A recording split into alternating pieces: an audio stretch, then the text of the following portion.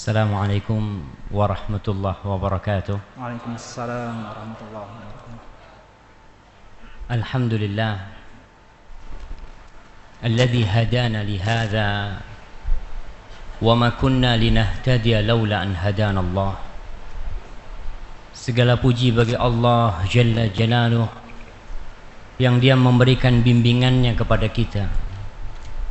Dia memberikan taufiknya kepada kita sehingga kita berada di atas kebenaran ini, berada di atas petunjuknya. Dan kalau bukan karena petunjuk Allah, nggak mungkin saya berada di tempat ini. Dan tidak mungkin antum semua duduk di masjid ini. Kita bisa melangkahkan kaki kita ke rumah Allah. Kita bisa duduk sabar dengerin ustadznya ngomong. Padahal udah ngantuk. Masya Allah, saya lihat sebagian tadi udah cari makan gitu kan. Ini mah siap-siap mah ngantuk. Kalau lapar nggak bisa tidur kan. Tapi kalau kenyang bisa tidur insya Allah. Alhamdulillah kita bisa sampai ke tempat ini. Itu murni karena karunia Allah kepada kita. Maka kita harus yakin bahwa apa yang kita dapatkan hari ini, nanti malam, besok dan sampai kita mati, itu karena anugerah ilahi kepada kita. Allahumma salli wa sallim wa zid wa barik wa an'im ala abdika wa rasulika habibina wa syafi'ina Muhammad. Ya Allah, semoga salawatmu, semoga berkahmu, semoga nikmatmu, semoga salammu senantiasa kau tambahkan untuk hamba kekasihmu, untuk Nabi kita Nabi Muhammad sallallahu alaihi wasallam. Insyaallah semuanya yakin bahwa Muhammad sallallahu alaihi wasallam adalah utusan Allah. Dialah yang diberi wewenang oleh Allah untuk menyampaikan agamanya. Dan kita sebagai umatnya harus percaya tuh apa yang disampaikan oleh Nabi Muhammad. Informasi apa aja kita harus percaya. Kalau ngaku umatnya Nabi Muhammad, kalau enggak ya silahkan. Dan kita sebagai umatnya Nabi Muhammad ya harus taat, nurut, patuh. Dan semoga selawat itu bersambung untuk istri-istri Nabi kita Muhammad, yang terutama adalah Khadijah, Aisyah, Hafsah, Saudah, Juwairiyah, Zainab, Ummu Habibah, Ummu Salamah. Kemudian siapa lagi istri Nabi? Siapa? Maimunah. Anak kasih hadiah antum. Insyaallah. Fadhal. Nah, siapa lagi? Angkat Maria. Enggak masuk istri Maria itu. Nah. Sofia. Siapa yang ngomong Sofia? Kasih hadiah tuh. Kasih baju enggak apa-apa tuh. Nah, ini belum nikah nih pas tuh. Naam. Siapa lagi? Zainab binti Jahsh. Tadi udah Zainab kan? Sudah. Ada dua Zainab. Kasih lagi. Bismillah. Fadhal. Jangan dilemparin, nggak boleh dilemparin. Naam, istri-istri Nabi kita. Karena kita yakin istri Nabi kita di dunia bakal jadi istri beliau di akhirat nanti. Maka kita sayang sama mereka. Dan Allah mengatakan tentang istri Nabi, istri-istri Nabi, wa azwajuhu ummahatuhum, dan istri-istri Nabi adalah ibunda mereka, ibu bagi kita, bagi umat Islam nih. Maka semoga selalu bersambung buat mereka dan buat putra putri Nabi kita Muhammad sallallahu alaihi wasallam. Siapa aja putra Nabi kita, angkat tangan. Naam. Ibrahim. Terus tunggu. Jadi batal mah hadiahnya udah mah. Nah, Ibrahim, Abdullah, disebutkan Al-Qasim. Begitu. Ada yang mau nambahin? Boleh, silahkan. Itu putri. Nah, kita bilang putra nih. Jadi kalau putrinya betul Fatimah, tapi nggak apa-apa lah, bapak kita kasih hadiah. Masya Allah.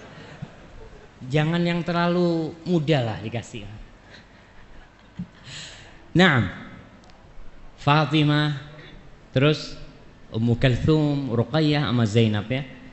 Dan juga semoga salawat dan salam terus bersambung untuk sahabat-sahabat Nabi kita Muhammad sallallahu alaihi wasallam, yang terutama adalah Abu Bakar Siddiq, Umar bin Khattab, Uthman bin Affan, Ali bin Abi Thalib, dan seluruh sahabat Nabi kita yang mereka saling mengasihi, saling mencintai bersama keluarga Nabi Muhammad sallallahu alaihi wasallam. Amma ba'd. Kajian kita tentang apa? Bagi aku. Bagiku apa bagi aku? Bagi aku. Hah? Bagi aku. Bagi aku musik itu halal. Tapi sebelumnya kajian itu diadakan pada tanggal berapa? 3 Sya'ban. Tertulis tanggal berapa? Masya Allah. Hijriah, alhamdulillah. Tanggal Juninya tanggal berapa? Masya Allah tuh. Bagus nih orang-orang yang lupa. Kita kasih dia yang lupa nih. Nah, fadhal, nggak apa-apa. Kalau udah lupa sama tanggal Masehi, mantap tuh. Iya, kita tanggal 23 Sya'ban, berarti berapa hari lagi kita mau masuk bulan Ramadan. Paling enggak kita ngaji nih, tambah ilmu, tambah takwa. Masuk Ramadan mantap tuh kita. Pintu-pintu neraka ditutup, pintu surga dibuka, setan dibelenggu. Tapi kadang-kala sebagian manusia jadi setan. Siapa yang ikut kajian yang pertama? Nah, antum. Ustadz Ahmad Zainuddin menyebutkan 3 pengantar. Antum bisa sebutkan?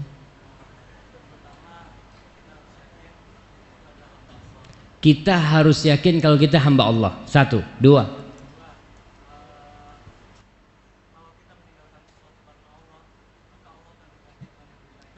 Kalau kita meninggalkan sesuatu karena Allah, bakal diganti dengan lebih baik. Begitu jamaah?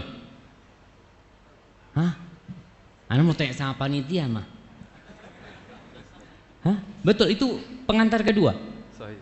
Nah, yang ketiga.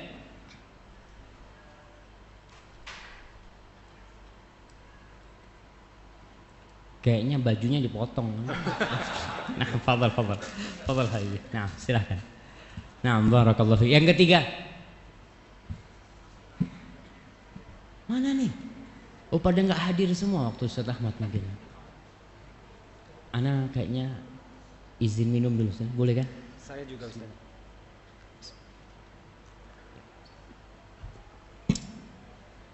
Yang ketiga apa jemaah?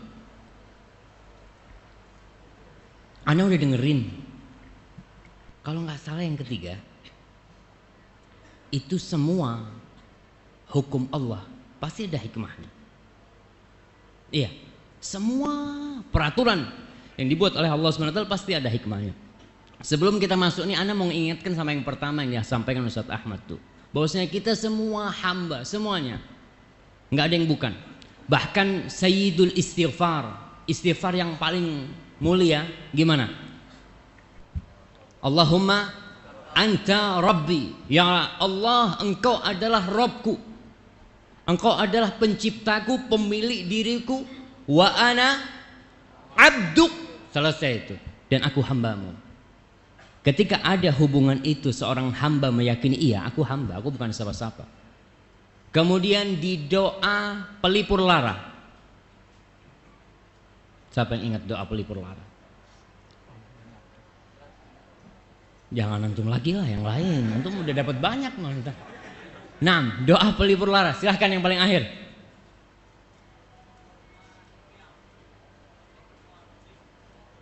Allahumma anta rabbi wa ana abduk, ibnu abdika, ibnu amatik. Gitu. Anak kok jadi lupa juga. Nggak apa-apa lah, kasih hadiah antum. Nah,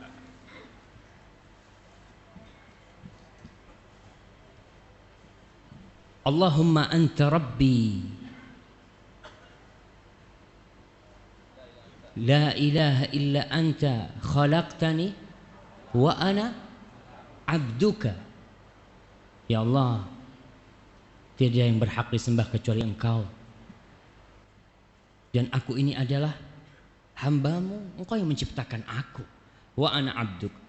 Adapun doa Pelipur lara Allahumma inni abduka ibnu abdika ibnu amatik. Ya Allah, bapakku hambamu. Bapakku jenderal bintang 4 pun itu hambamu. Ibundaku juga hambamu ya Allah. Berarti keturunanku ini sampai ke paling atas keturunan hamba ya Allah. Aku hambamu.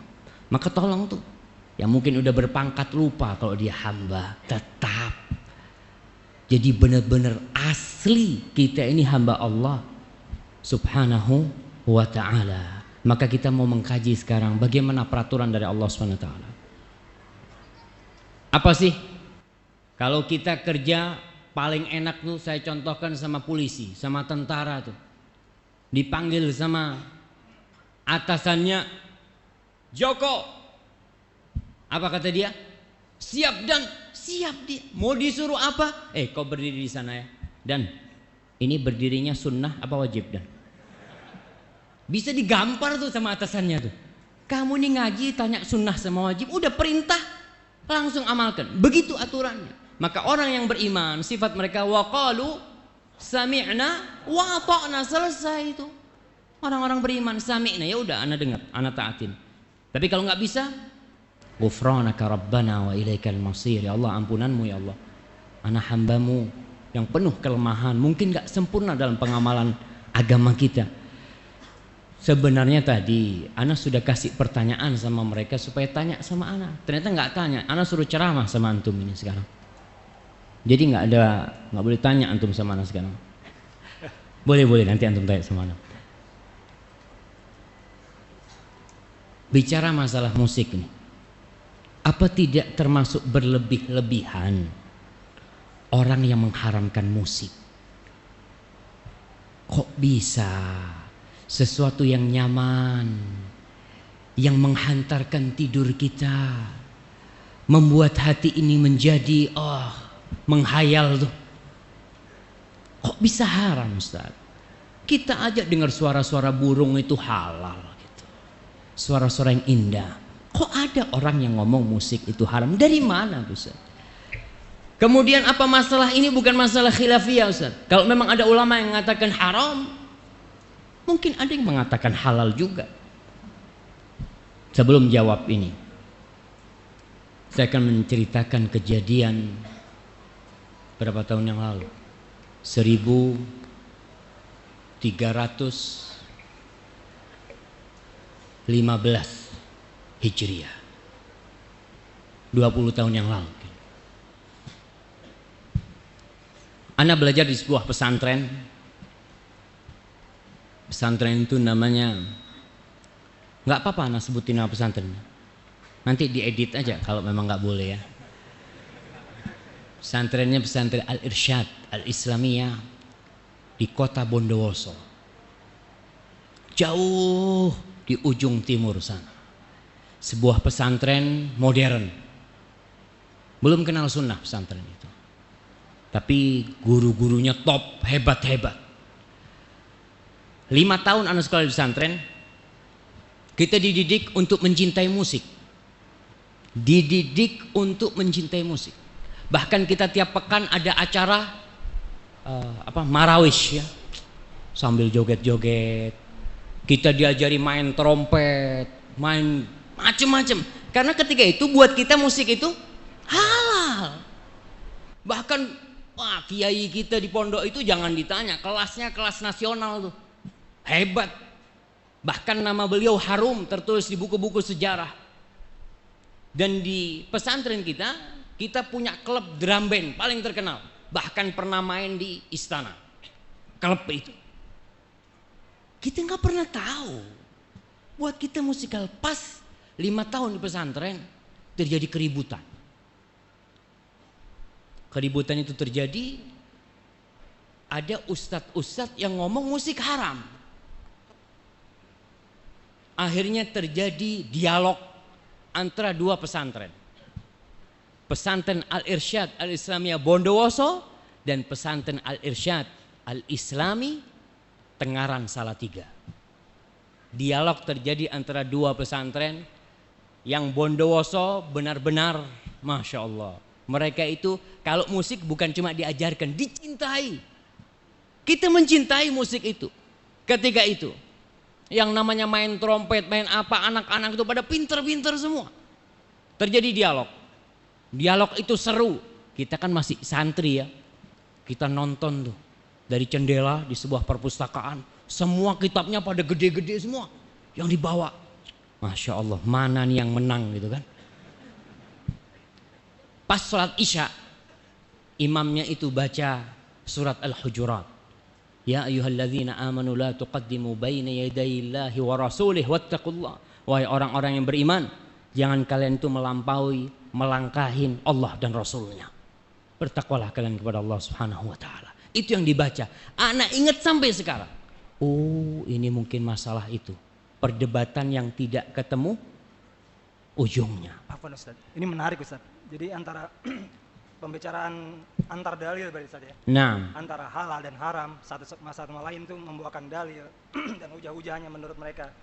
Terus apakah ini masalah khilafiyah yang akhirnya kita sebagai orang awam bisa memilih ini kan sama-sama dalil. Apakah ini masalah fikih saja? Apakah ini mutlak ini harus mengikuti yang A atau yang B? gimana jamaah? Iya, kita jawab kan? Iya. Siap. Ana ceritanya belum selesai Mas Adima. Oke, jawabannya ada di cerita ini. Selesai mereka debat, ternyata di pesantren kita itu ada beberapa teman dari Al-Irsyad sana yang pindah. Yang dia kenceng. Kita punya guru-guru yang mengabdi dari Al-Irsyad itu, pesantren kita, benar-benar mereka memusuhin namanya musik gitu. Maka terjadi ada bentrok di dalam pesantren itu sendiri antara kubu yang menghalalkan dan yang mengharamkan. Ana ditanya, ketika itu ana ingat ana sebagai ya ketua OSIS-nya lah di pesantren. Kita tiap sore di pesantren itu tiap sore mesti nyetel musik. Tapi sama gurunya nggak boleh ada syairnya. Jadi instrumen ya. Instrumen aja disetel. Kita main bola, olahraga apa itu disetel. Suatu saat ketika ana nyetel datang teman dari pesantren sana. Dia ngomong, "Fik, menurut ente musik itu apa hukumnya?" Ana ngomong, ada dua pendapat. Yang satu mengatakan haram dan satu menyatakan halal. Dan ana milih yang halal. Kita namanya anak-anak waktu itu. Kita yang penting, oh ini kan berarti khilaf boleh lah. Orang semua punya kitabnya gede-gede gitu kan. Sama tuh kitabnya. Berarti boleh. Anak katakan sama dia. Anak nggak ngerti masalah hukum. Pada waktu itu. Bahkan kita sudah mendarah daging walaupun kita nggak jadi musisi ya. Belum kita waktu itu. Karena kita mau jadi ustadz. Cuma ustadz yang suka musik. Dididik seperti itu. Sudah berlalu kejadian itu. Tetap. Namun seorang muslim kan dituntut untuk belajar, untuk mengkaji. Apa benar seremeh itu kita boleh memilih? Setiap ada perselisihan kita boleh memilih. Ada khilaf nih di antara para ulama, ente milih yang mana? Ya ana milih yang enak lah. Apa boleh seperti itu? Atau kita sebagai seorang hamba harus hati-hati?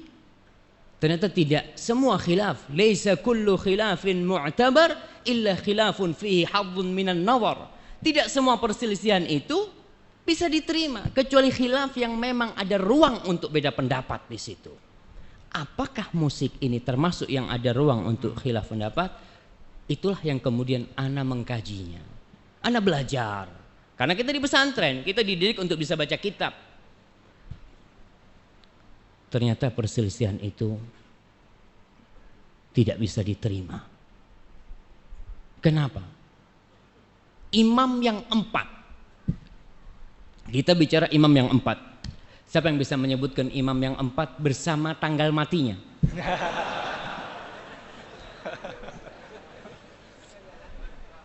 Nah, masa nggak ada mah? Oh, ada tuh di sebelah sono. Fadhal. Imam yang pertama Abu Hanifah 150 Hijriah, alhamdulillah. Yang kedua Imam Malik bin Anas 179, betul. Anak koreksi betul nggak? Anak lihat di sini. Nah, fadhal. Nah, 204 Hijriah. Imam Ahmad 241 Hijriah, Masya Allah. Kasih Double, dua Ustaz, ya, hadiah, double, ya. double hadiah minimal, Masya Allah. Satunya buku lah, kasih buku nggak apa-apa. Masya Allah, Masya Allah. Nah, itu imam yang 4. Dari mulai Abu Hanifah 150. Pada 150 Hijriah itu lahir Imam Syafi'i. Beliau lahir tahun 80 Hijriah, Imam Abu Hanifah. Meninggal 150. Pas meninggalnya Abu Hanifah, lahirlah Imam Syafi'i. Maka dikatakan matal imam wa wulidal imam. Meninggal seorang imam dan dilahirkan kembali seorang imam. Itu Imam Syafi'i rahimahullah ta'ala. Kemudian Imam Malik 179. Kemudian Imam Syafi'i 204 dan Imam Ahmad 241. Subhanallah. Itu imam yang 4 berpendapat haram. Saya ngomong mau milih madhab yang mana anak ini? Kalau 4-nya haram, ada madhab lain kata dia. Madhab Zahiri itu ngomong halal. Ibnu Hazm Ustaz. Ibnu Hazm nih. Ibnu Hazm ini menyatakan halal. Coba kita lihat kapan Ibnu Hazm lahir dan kapan imam yang terakhir meninggal. Siapa yang tahu Ibnu Hazm itu lahir kapan? Ada yang tahu? Ana harus nyontek juga jemaah. Ibnu Hazm ini beliau dilahirkan tahun 384 Hijriah. Imam yang terakhir meninggal kapan? 241. Jadi 143 tahun ya. Betul. 143 tahun kemudian lahir Ibnu Hazm. Dia meninggal tahun 456. Jadi perbandingan meninggalnya dengan meninggalnya Imam Ahmad 200 tahun kira-kira. Ibnu Hazm ini berpendapat bahwasanya musik itu halal. Ana ngomong kira-kira bisa diterima enggak ya? Kalau Anda mau ikut hawa nafsu Anda waktu itu, Anda akan ikut Ibnu Hazm. Tapi setelah dipikir-pikir, masa imam yang 4 nih salah? Kemudian satu imam nih benar. Pendapat dia itu ternyata mendhaifkan semua hadis. Dia mengatakan dalam kitabnya Al-Muhalla Ibnu Hazm yang menyebutkan kira-kira 21 hadis tentang musik. Kemudian dia mengatakan, kata dia, tunggu nih, mana perkataan Ibnu Hazm? Kullu ma ruwiya fiha batilun maudhu. Semua hadis yang diriwayatkan tentang musik ini adalah batil, nggak benar dan palsu. Kok bisa? Masa imam yang 4 nerima hadis palsu sama hadis batil? Ana jadi bingung, kayaknya enggak. Maka kita lihat nih, bagaimana pendapat ulama tentang hadis-hadis yang katanya Ibnu Hazm semuanya batil dan palsu. Ternyata Ibnu Hazm ini seorang alim ulama yang besar, yang senior, tapi dia bukan ahli hadis. Sosok ahli hadis yang lebih dari beliau, Imam Bukhari umpamanya. Imam Bukhari mensahihkan hadisnya. Ibnu Hibban, pengarang kitab Sahih Ibnu Hibban, mensahihkan hadisnya.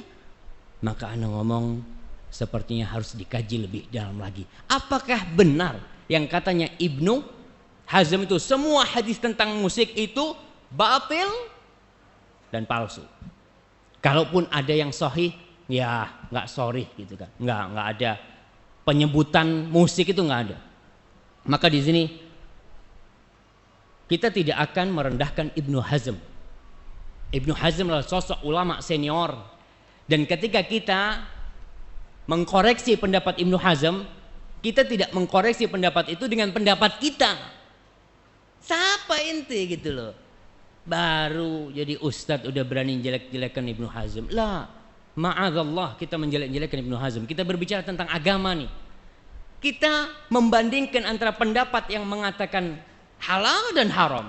Bukan masalah makruh ini. Antara satu di ujung neraka, yang satu juga di ujung neraka. Yang mengatakan haram berarti dia, ya sudah, yang melakukannya bisa masuk neraka. Yang mengatakan halal, Kalau ternyata dia menghalalkan yang haram, maka dia juga berbahaya urusannya ketika menghalalkan yang haram. Ibnu Hazm adalah ulama senior. Beliau memiliki buku-buku yang banyak sekali. Tapi tetap buat ana, Abu Hanifah, Imam Malik, Imam Syafi'i, dan Imam Ahmad bin Hanbal, beliau lebih agung buat ana. Kita ini orang awam mau ikut siapa? Orang awam kan biasanya taklid kan ya, ikut-ikutan. Kita mau Ustaz, ana ini nggak tahu dalil Ustaz. Cobalah ana kepingin tahu siapa sih yang berpendapat ini.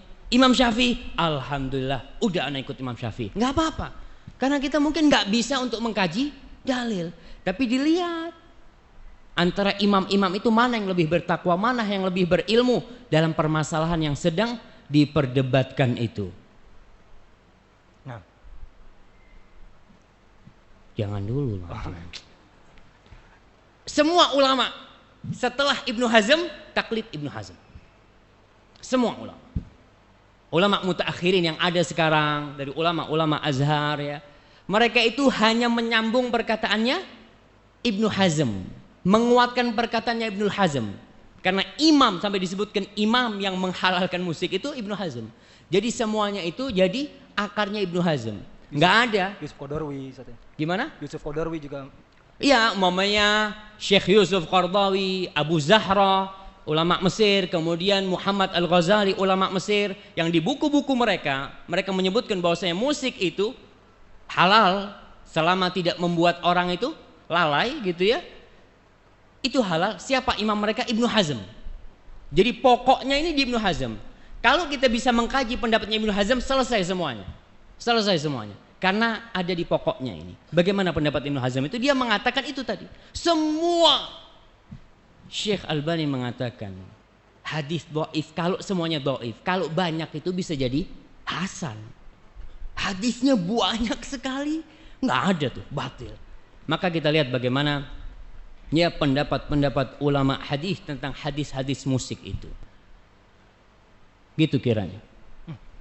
Nah. Tadi Ustaz mengatakan dan Ustaz belum menyebutkan hadis-hadis yang sahih yang mungkin bisa Ustaz utarakan, dan mungkin siapa saja yang hadis-hadis yang sahih tadi yang mensahihkannya, mungkin juga ulama-ulama sekarang ataupun yang terdahulu.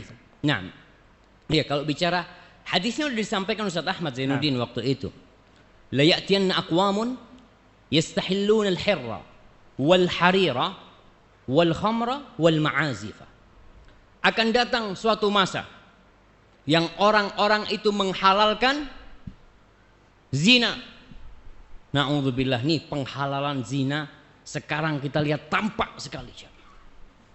Dan antum bisa bayangkan, WTS sudah habis dari bumi Indonesia. WTS sudah nggak ada lagi. Yang ada apa? Wanita harapan. Hah? Wanita harapan tuh. Ana sampai bingung itu. Ketika seorang mengatakan, ente kerjanya apa? Ana wanita harapan.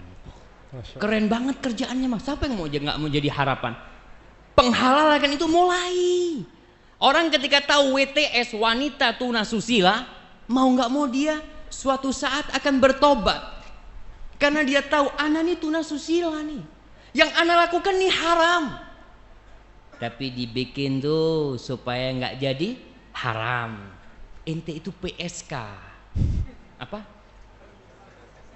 Pekerja seksual komersil. Antum nggak hafal? Masya Allah. Nggak apa-apa. Iya, itu yang terjadi. Nggak ada tuh sekarang yang namanya pelacur. Yang ada PSK, wanita harapan. Ini salah satu bentuk ya menghalalkan akhirnya. Orang yang awalnya dia mau tobat, nggak mau tobat. Kenapa? Orang saya ini menghibur Ustaz. Saya ini menyenangkan kaum lelaki Ustaz. Na'udzubillah min dzalik. Kemarin sudah ditutup tuh doli ya. Kita alhamdulillah bersyukur sama Allah Jalla Jalaluh.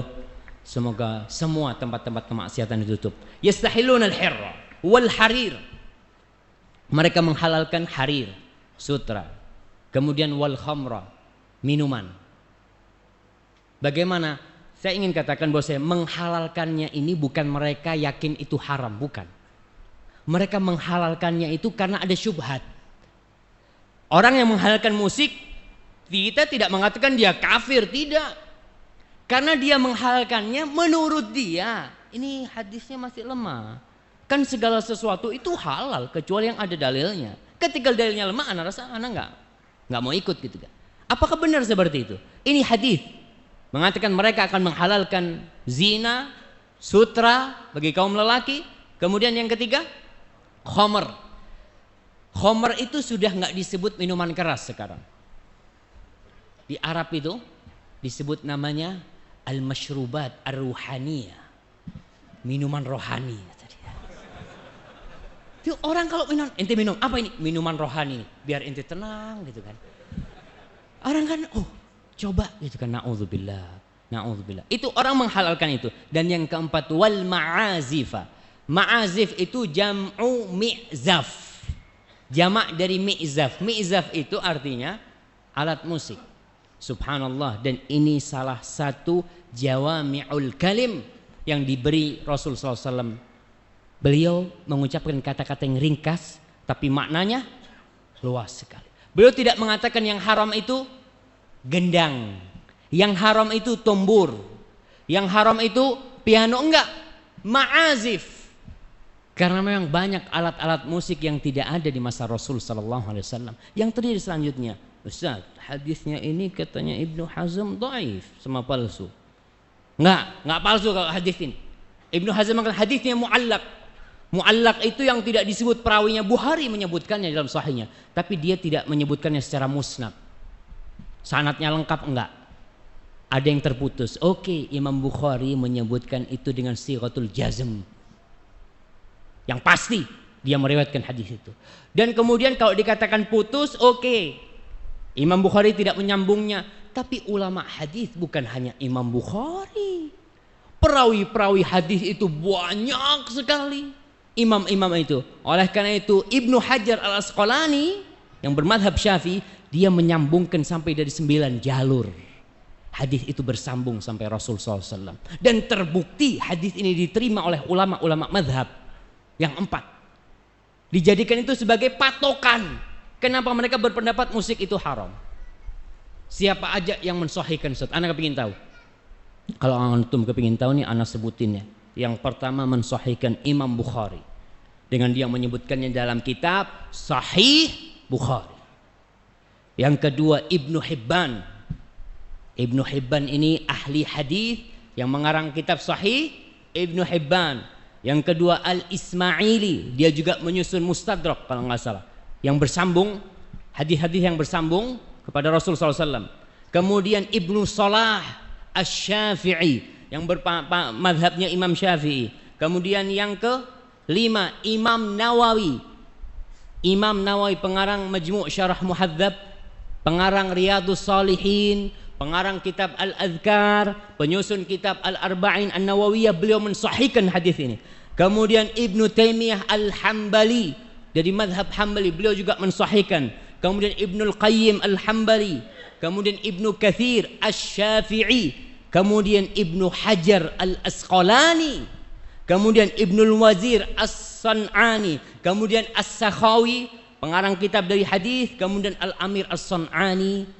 Itu ulama-ulama besar dalam ilmu hadis. Dalam ilmu hadis semuanya mensahihkan hadis tentang musik. Kok nggak diikutin mereka? Kok pada ikut Ibnu Hazm, ulama-ulama sekarang? Kalau kita disuruh milih, maka pilihlah yang ahli.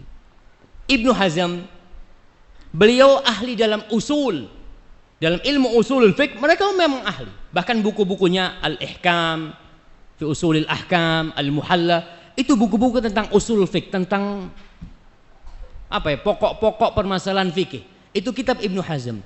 Beliau mengarang banyak kitab, tapi beliau tidak lebih senior dari Imam Bukhari, tidak lebih senior dari Imam Ahmad, tidak lebih alim dari Al-Asqalani dalam masalah hadis. Antum kalau mau betulin motor antum, jangan berangkat ke tukang jam. Tukang jam, dia pintar Ustaz untuk reparasi. Betul, reparasi apa dulu? Kita tidak, betul dia alim, tapi di babnya, di keahliannya. Tapi kalau antum mau betulin motor, ya tanyalah paling enggak sama tempat-tempat yang memang khusus. Buat anak nih yang ilmunya lemah, Kalau ana disuruh mencari hadis ini dari awal sampai akhir, mungkin sampai tua ana nggak ketemu. Maka ana melihat itu ulama-ulama besar yang mensahihkan hadis ini. Apakah kita masih mau mengatakan enggak? Ana mau ikut pendapatnya Ibnu Hazm yang mengatakan semua hadis yang diriwayatkan dalam masalah musik itu dhaif atau palsu. Mungkin seperti itu. Enggak samalah orang yang ahli sama yang tidak ahli. Gimana Bang? Nah, Hadis-hadisnya. Kayaknya antum nggak usah baca itu mah, susah nah jawabnya nanti mah. Nantilah kita mau dengar dari mereka. Tapi ana mau sebutkan hadis-hadis yang sahih itu mana aja Ustaz? Udah disebutkan oleh Ustaz Ahmad pada waktu itu. Dan kalau hanya ada satu hadis yang sahih, kita harus taat nggak? Harus taat nih. Hadisnya sahih. Ternyata hadisnya banyak sekali. Selain hadis yang diriwayatkan Imam Bukhari tadi, dan hadis itu disebutkan oleh Syekh Albani rahimahullahu taala, sebagian orang pobi, ya Albani yang nyebutin, anak nggak mau. Tenang nih, Albani itu dia gurunya Albani itu siapa? Sama tuh Ibnu Hajar Al-Asqalani. Dia juga mengambil ilmunya Ibnu Hajar, Ibnu Hibban, Imam Bukhari, dan beliau tidak mensahihkan hadis itu dengan diri sendiri. Tidak, kita sudah sebutkan yang mensahihkan itu banyak ulama-ulama senior dalam ilmu hadis. Kalau ada ulama fikih mensahihkan hadis, kita tanya dulu, ente nggak ahli dalam ini. Ente ulama fikih gitu kan. Kita tanya, siapa ulama hadis yang mensahihkan? Fulan. Kita lihat, kita cek kembali. Yang bisa mengecek silahkan dicek kembali. Tapi jangan ikut-ikutan. Mengatakan nggak, ana mau ikut Ibnu Hazm. Karena buat ana itu lebih mendukung ya profesi ana. Boleh mah gitu kan. Ini hadisnya jelas-jelas. Itu hadis yang pertama. Kemudian hadis yang kedua, Rasul sallallahu alaihi wasallam mengatakan sautani mal'unani fid dunya wal akhirah. Ada dua suara yang terlaknat di dunia dan di akhirat. Mizmarun 'inda ni'mah, suara seruling ketika dapat nikmat. Lagi senang-senang sama serulingnya.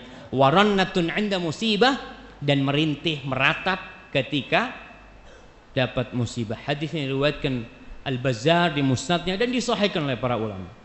Kemudian hadis yang ketiga, Rasul sallallahu alaihi wasallam, hadis Ibnu Abbas mengatakan innallaha harrama alayya, sesungguhnya Allah mengharamkan buat aku, au harrama, atau Allah mengharamkan al-khamra, khamar minuman keras, wal maisir, dan judi. Judi semua sepakat haram, semua sepakat haram. Dulu di masanya orde lama, orde baru ya, masanya Pak Harto, ada sebuah judi terselubung namanya SB. Porkas. Singkatan apa tuh Porkas? Oke lah, itulah.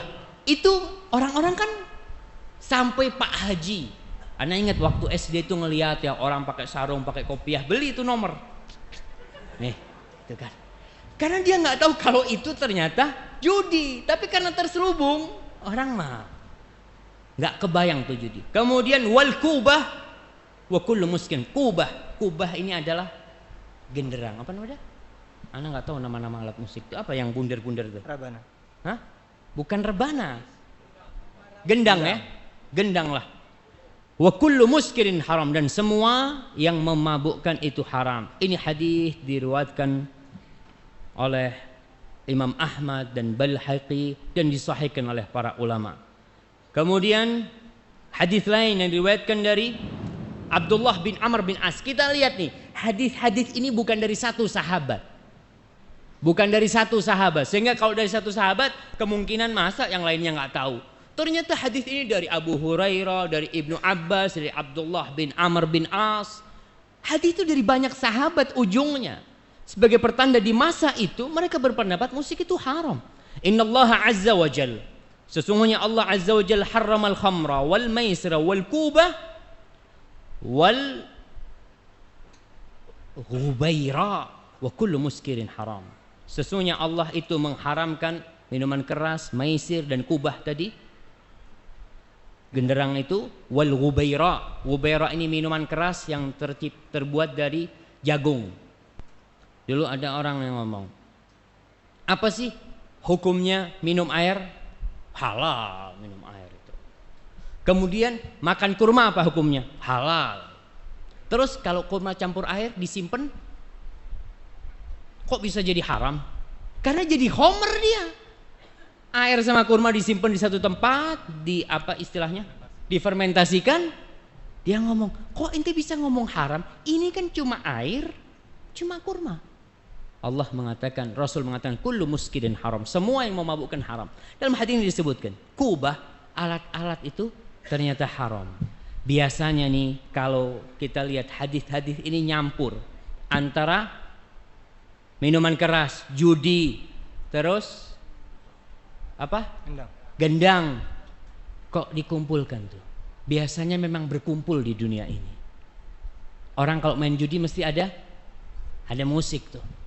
Ada yang main judi diem-dieman. Ada Ustaz, kata dia, yang takut sama polisi tuh diem-dieman. Ya, tapi kalau tempat-tempat yang banyak itu dikumpulin tuh, bahkan dicampur sama perempuan-perempuan.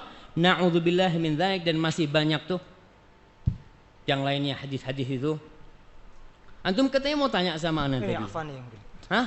Jadi gini Ustaz. Nah, karena Rasulullah pada ketika hari raya itu membiarkan sahabat bermain gendang itu Ustaz, bermain daf ya. Jadi itu menjadikan alasan bagi orang-orang bahwa toh Rasulullah juga main musik. Pada saat itu kan belum ada gitar memang. Jadi pada saat itu memang Rasulullah bermain alat musik yang memang sesuai dengan zamannya begitu. Kalau sekarang ya sama saja. Bagaimana Ustaz? Tunggu, tadi ngomong nggak ada gitar pada masa itu. Siapa ngomong nggak ada gitar mah? Di masa itu juga ahli-ahli maksiat itu udah terkenal. Mereka punya gitar Arab yang perutnya gendut tuh. Iya, ada tuh model-model. Subhanallah, antum ini jangan berpandangan orang-orang dulu itu hiburannya masih kecil.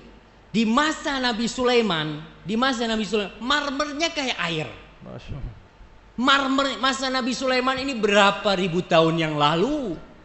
Kemudian masa Fir'aun tuh punya penari-penari. Na'udzubillah. Nah, kita katakan tuh di masa itu sudah ada. Kalau dikatakan di masa Rasul kan adanya cuma rebana, enggak. Ada macam-macam alat musik, ada seruling. Makanya disebutkan sama Rasul sallallahu alaihi wasallam, ada yang namanya genderang itu ya. Apa namanya? Bukan genderang lah, yang besar itu. Model kalau rebana kan kecil ya, seperti itu. Sebelum Anda bicara masalah itu, masalah Id, atau kita bicara masalah Id lah. Rasul sallallahu alaihi wasallam itu membiarkan seorang jariyah, dua orang anak kecil untuk bermain rebana. Boleh.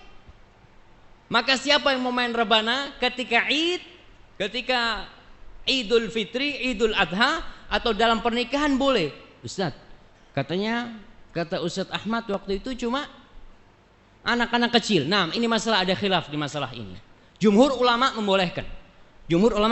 Selain anak kecil, karena di masa Rasul itu kejadian anak kecil yang mukul, tapi bukan hukum buat anak kecil. Bukan berarti kalau ada orang dewasa lebaran umpamanya, laki boleh. Jumhur ulama mengatakan boleh, asal ketika lebaran. Nih lagi lebaran kumpul, main nih, lebaran doang. Setelah lebaran simpen lagi. Pakai gitar boleh Ustaz?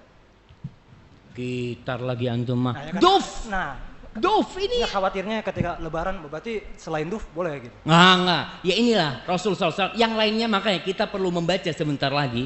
Anda kepingin bacakan bagaimana pendapat ulama madhab Syafi'i masalah gitar yang lainnya itu. Semua sepakat yang boleh itu duf. Disebutkan sama Nabi ad-duf, dan perempuan itu tadribud duf, memukul rebana. Bukan rebana yang ada kerenceng-kerencengnya itu. Bukan, jadi rebana aja. Seperti itu. Jadi kalau mau bicara alat musik yang lain, tidak. Kemudian yang ana ini sampaikan, kita nih yang ngaji sunnah juga ketika lebaran sama dengan tidak lebaran. Yang disetel ngaji. Kok ngaji yang disetel kan lebaran? Haram musik. Oke, haram musik. Tapi lebaran ini ada penghususan. Ketika Abu Bakar marah dengan dua budak yang mukul itu, kata Rasul, da'huma, biarkan keduanya bermain. Biarkan keduanya bermain. Liya'laman nas anna fi dinina fushah. Supaya orang-orang tahu tuh agama kita juga ada hiburannya. Ada juga. Tapi nih waktu-waktu khusus. Mungkin ada sebagian ustadz yang gak setuju. Tapi gak apa-apa lah. Ana menyampaikan pendapat ulama nih. Itu lebaran pas umpanya pernikahan. Pernikahan boleh gak pakai duf? Pernikahan yang disetel ngaji. Ini lagi ada pengajian nih, bukan pernikahan nih. Pernikahan ngaji yang disetel. Rasul sallallahu alaihi wasallam ketika mau mengantarkan, kita kembali lagi. Ini khusus. Kenapa khusus? Karena memang ada penghususan. Nabi bersabda bahwasanya itu haram. Semua alat musik ma'azif, berarti masuk di dalamnya duf juga termasuk alat musik, itu termasuk haram. Dalam lafaz itu. Namun ada penghususkan di waktu-waktu tertentu, pernikahan.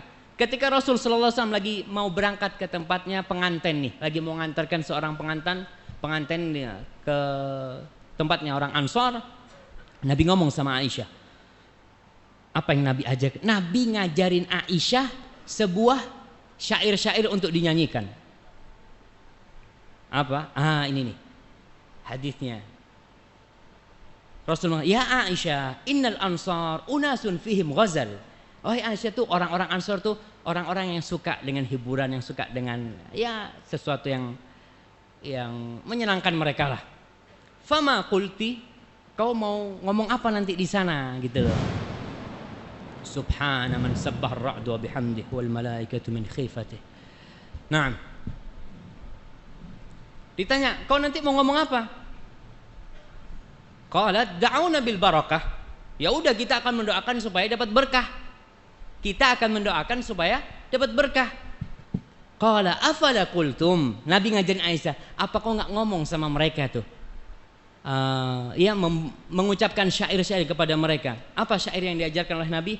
Atainakum fahayyuna nuhayyikum walaula adh-dhahabul ahmar ma hullat bawadikum walaula al-habbatus samra lam tasmun adharakum. Itu Nabi ngajarin sama Aisyah. Ketika pernikahan, jadi nikah jangan nyetel, ngaji murotal. Kita ini mau lurus, tapi lurus yang benar. Ada fusha, agama kita ini ada yang boleh. Semua yang enak-enak diharamkan. Gitu kan? Betul. Kullu mamnu'in marhub. Semua yang dilarang itu mesti disukai.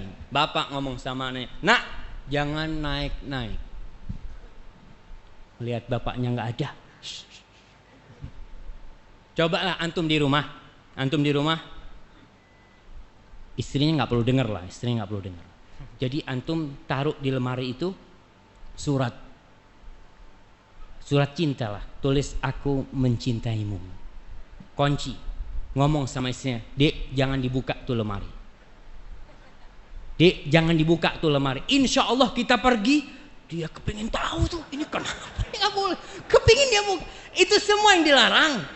Allah sudah kasih di diri kita memang kecintaan. Zuyyina linnas hubbus syahwat. Sudah dicintakan hubus syahwat itu. Dan musik ini termasuk syahwat. Orang itu senang condong kepada musik, tapi kok diharamkan. Itulah ujian dalam kehidupan ini. Tapi kalau untuk lebaran, untuk hari raya khususon, itu khusus pada waktu itu boleh. Mana dalilnya? Itu yang disebutkan oleh para ulama tentang dalil-dalil yang menghalalkan hal itu. Nah, itu. Baik. Ana boleh bacain ini apa? Fadhal.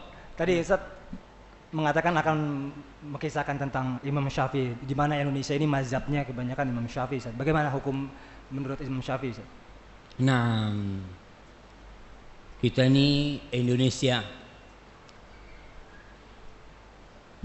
ada istilah Indonesia bergoyang. Ya. Iya, kok bisa gitu kan? Ini mazhabnya Syafi'i, itu Imam Syafi'i ngatakan nggak boleh bergoyang tuh.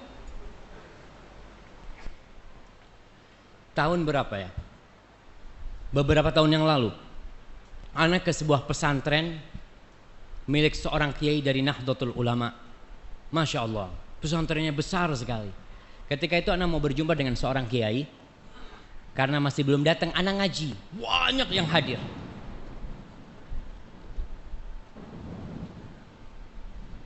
Banyak yang hadir waktu itu, maka anak, dengerinlah. Ternyata yang dibahas, anak lupa bukunya apa. Bukunya tipis kecil. Dibicarakan di sana masalah wajibnya menghancurkan alat-alat musik. Anak ngomong, "Loh, keren banget nih." Baru denger anak.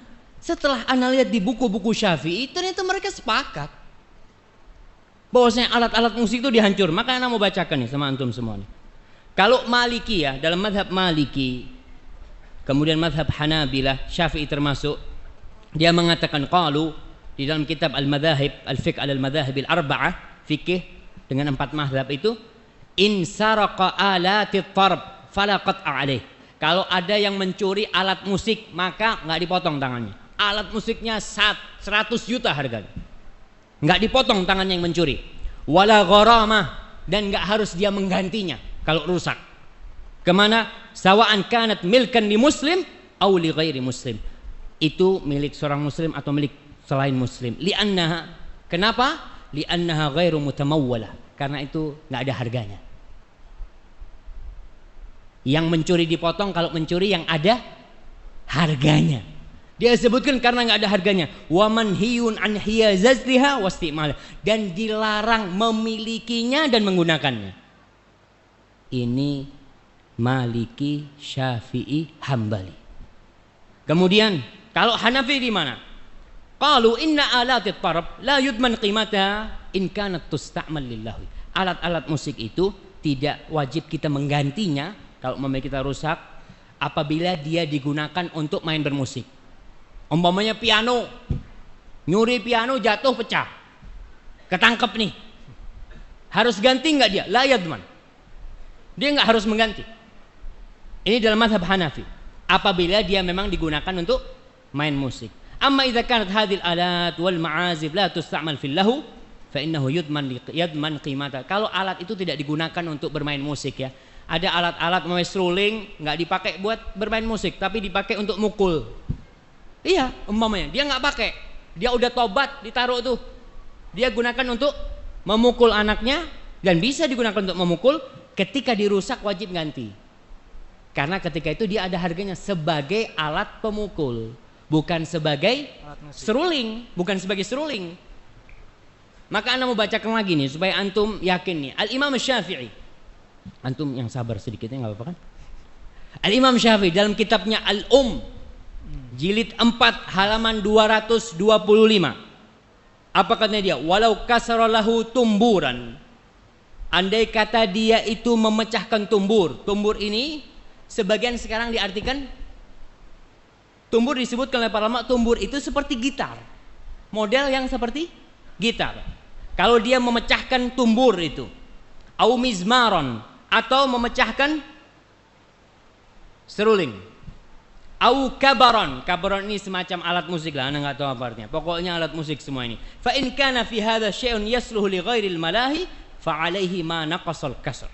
Kalau ternyata alat-alat ini masih bisa dipakai untuk selain musik, maka dia harus menggantinya yang dia terusak gara-gara dihancurin. Umpamanya tadi sebagai seruling bisa buat mukul, gitu kan? Karena patah nggak bisa buat mukul. Maka dia mengganti tuh, bukan mengganti harga alat musiknya, bukan. Mengganti tongkat yang seharusnya bisa untuk mukul nggak bisa. Jadi sebagai tongkat dia mengganti. Tongkat ini harganya berapa? Oh tongkat itu harganya mamanya 10.000. Ya udah ente ganti 10.000. Bukan walaupun itu alat harganya 100.000 mamanya. Alat musik itu. Wa in lam yakun yasluhu illa lil malahi fala syai'a alaih. Kalau alat-alat itu ternyata tidak bisa digunakan kecuali untuk main musik, enggak wajib dia mengganti, enggak ada mengganti. Ini perkataan Imam Syafi'i dalam kitab Al Dan alhamdulillah kita di Indonesia mazhabnya Syafi'i, tinggal dilihat tuh. Kemudian di dalam kitab Al juga jilid 6 halaman 159. Fa in saraqa khamran au khinziran lam yuqta. Andai kata ada yang mencuri minuman keras atau mencuri khinzir, mencuri babi, maka nggak dipotong tuh tangannya. Kenapa? Li'anna hadza haramus tsaman, karena ini haram. Dia itu harganya haram. Kalau dijual pun harganya haram. Wala yuqta fi tsamani tumbur walal mizmar, dan juga tidak dipotong karena mencuri tumbur semacam gitar atau mencuri seruling. Itu juga nggak dipotong. Ini perkataan siapa? Imam Syafi'i. Kemudian kita lihat perkataan Al-Muzani, muridnya Imam Syafi'i. Dia mengatakan, Mukhtasar Muzani, dia mengatakan, wa idza kusira lahum salib min dhahab. Andai kata dia menghancurkan salib yang terbuat dari emas, lam yakun fihi ghurmun, maka dia nggak wajib untuk nggak didenda, karena dia menghancurkan salib dari emas nih, karena salib. Wa in kana min udin wa kana idza furriqa shalah li ghairi salib, kalau ternyata itu dari kayu, salibnya terbuat dari kayu, dan dia itu kalau dipisahkan bisa dibikin sesuatu yang bermanfaat, ada hal-hal yang multifungsi ya, tidak jadi salib. Fama naqasal kasru al-ud, fama naqasal kasrul uda, maka dia wajib mengganti kayu itu ketika dirusak, kan akhirnya rusak, harganya berkurang, bukan harga salibnya, bukan, harga kayunya.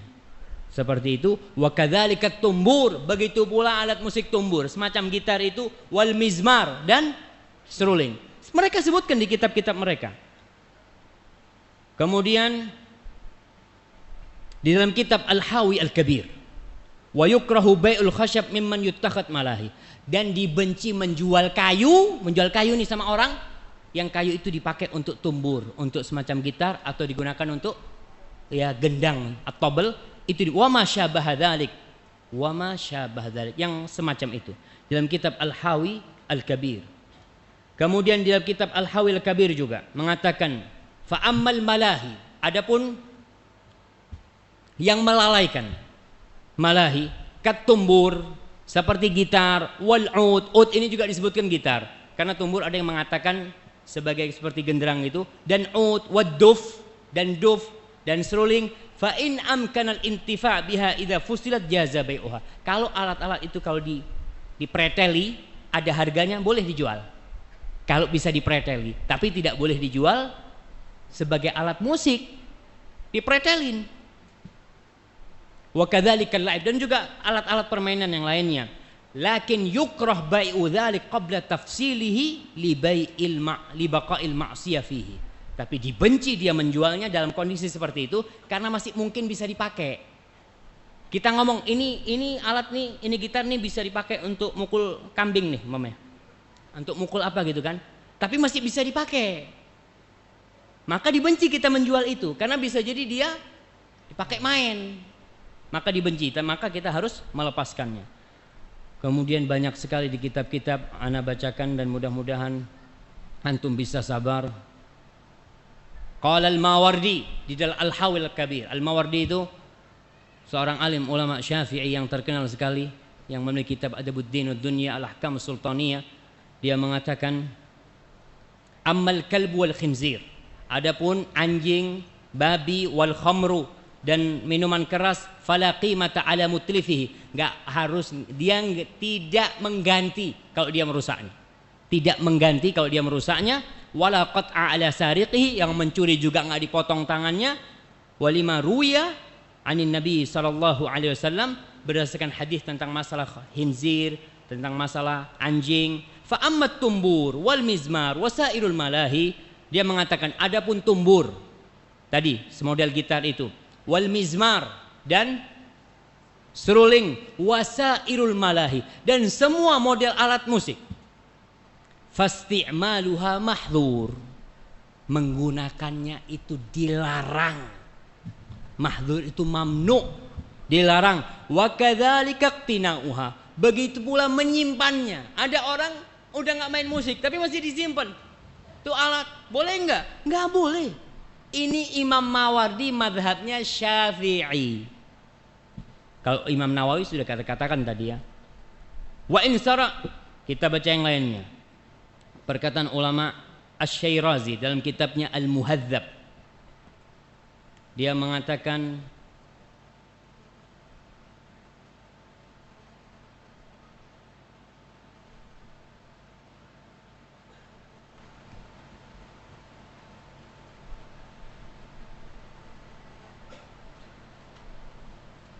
Naam.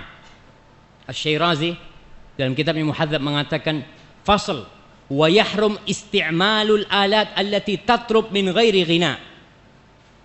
Dan diharamkan menggunakan alat-alat yang membuat orang bergoyang gitu min ghairi ghina, tanpa lagu-lagu kal'ud wa tumbur, seperti ud itu sekarang diterjemahkan seperti gitar Arab itu, wa tumbur wal mi'zafah wa tabl, dia sebutkan tabl genderang, wal mizmar seruling, wad dalilu alaihi qauluhu ta'ala, dia belum menyebutkan dalilnya adalah firman Allah Subhanahu wa taala, wa minan nas man yashtari lahwal hadits liyudilla an sabilillah.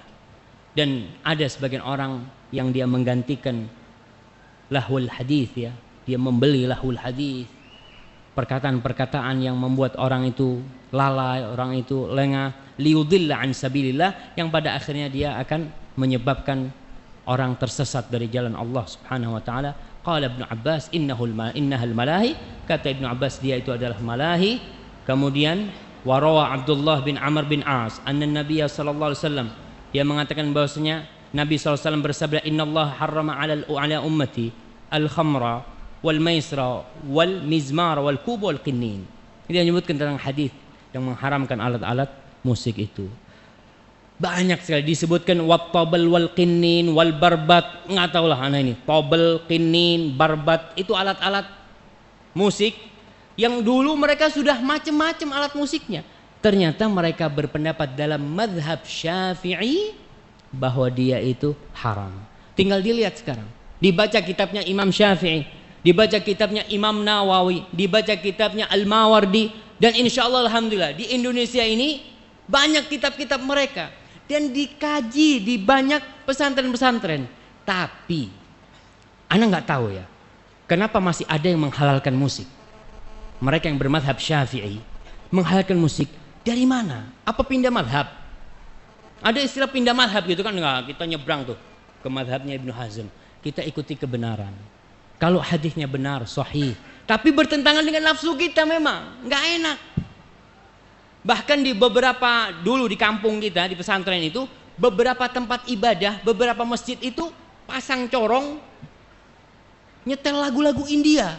Kita anak pesantren, oh kata dia nih, karena kita ingat dulu kita didik seperti itu. Tapi alhamdulillah setelah itu kita bisa menghindarinya. Wallahu a'lam bishawab. Sangat banyak sekali, saya sampai milihnya susah. Kayaknya anak kembalikan ke antum. Ya alhamdulillah, setelah kita simak bersama pemaparan dari Ustadz, penjelasan dari Ustadz tentang bagaimana Islam memandang tentang hukum musik, dan insya Allah sekarang kami buka untuk tanya jawab, dan kepada ikhwan kita akan boleh memberikan pertanyaan langsung kepada Ustadz, dan kepada akhwat pertanyaan dapat dituliskan.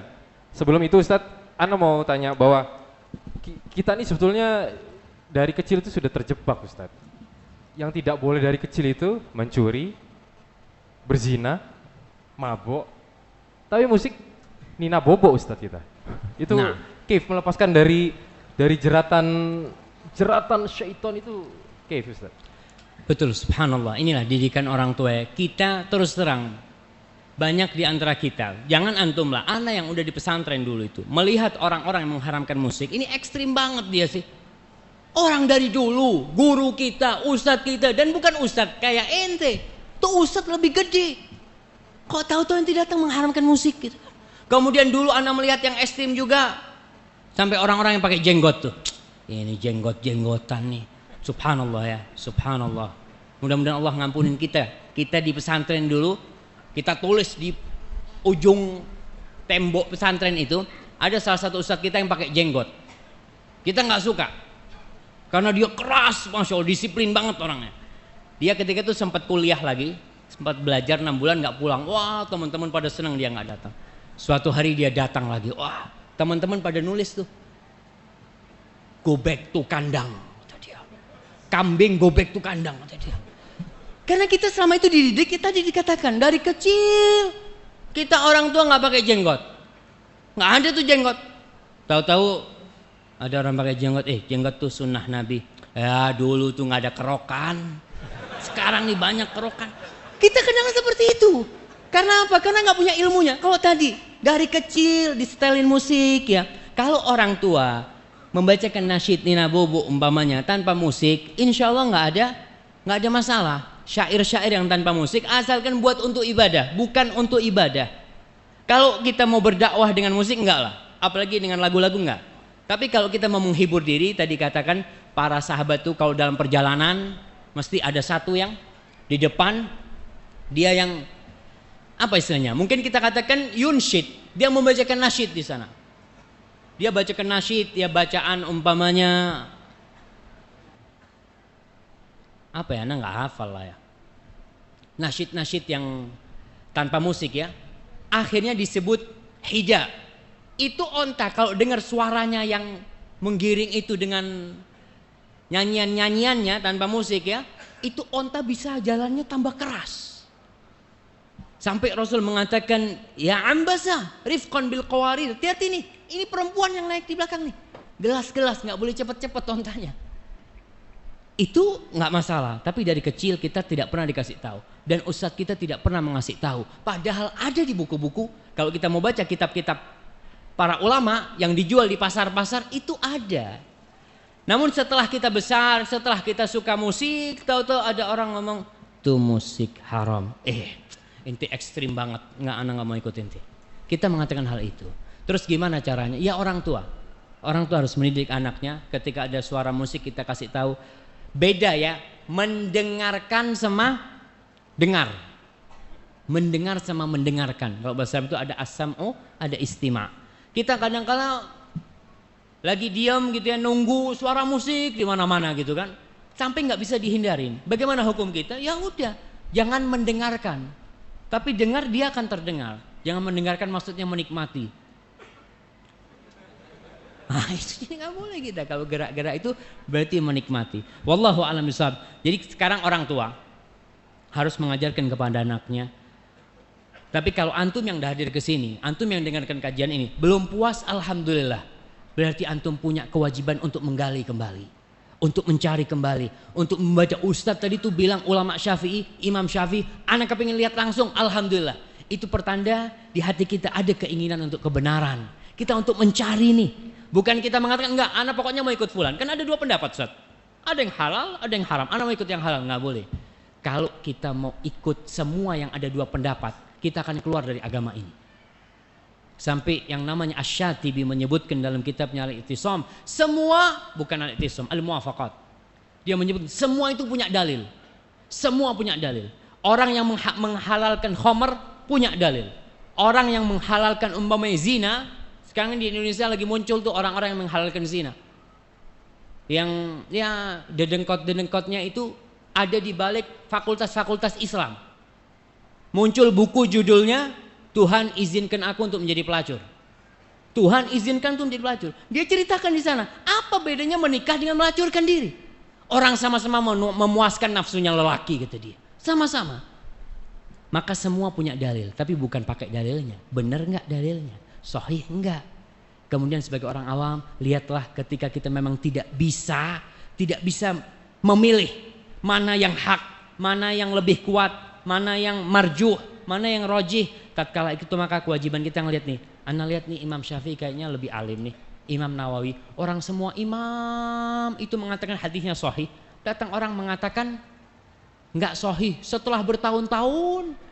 Datang orang mengatakan itu, wallahu a'lam bissawab. Nah, mungkin bagi ikhwan yang ingin bertanya silakan. Mike. Coba satu berdiri.